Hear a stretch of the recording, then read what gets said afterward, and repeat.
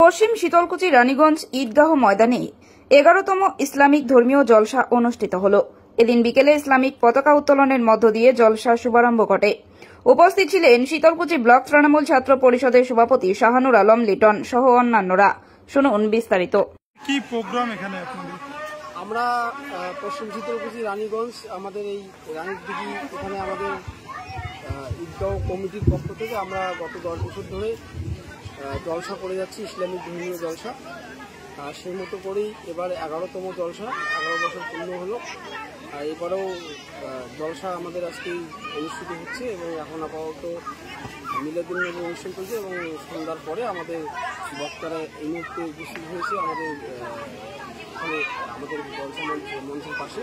তো একটু পরেই আমাদের জলসা কর্মসূচি শুরু হবে, বক্তারা আসছে, বক্তব্য দেবে। আর সাধারণ মানুষ এই জলসার প্রতি একটা বিশাল আকৃষ্ট এবং আমাদের জলসাটা ধীরে ধীরে বড় জলসায় পরিণত হচ্ছে। কি উদ্দেশ্য নিয়ে এটা করা?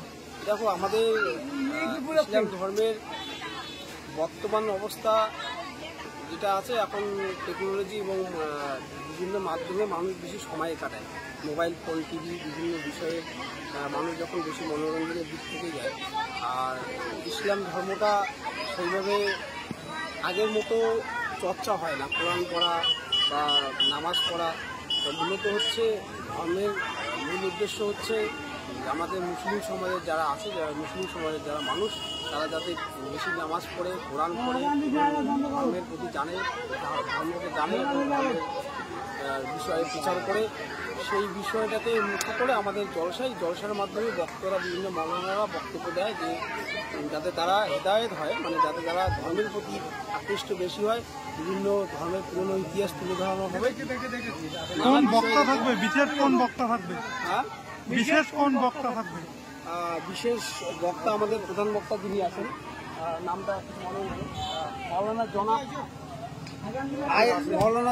জনাব আয়েশ রাজা কাদেরি, প্রধান বক্তা। বাড়ি হচ্ছে বহরমপুর, মুর্শিদাবাদ। একদিন ব্যাপী এই প্রোগ্রামটা? হ্যাঁ, আজকেই এই প্রোগ্রামটা। আমার নাম শাহানুর আলম লিটন, আমি জলসা কমিটির সভাপতি।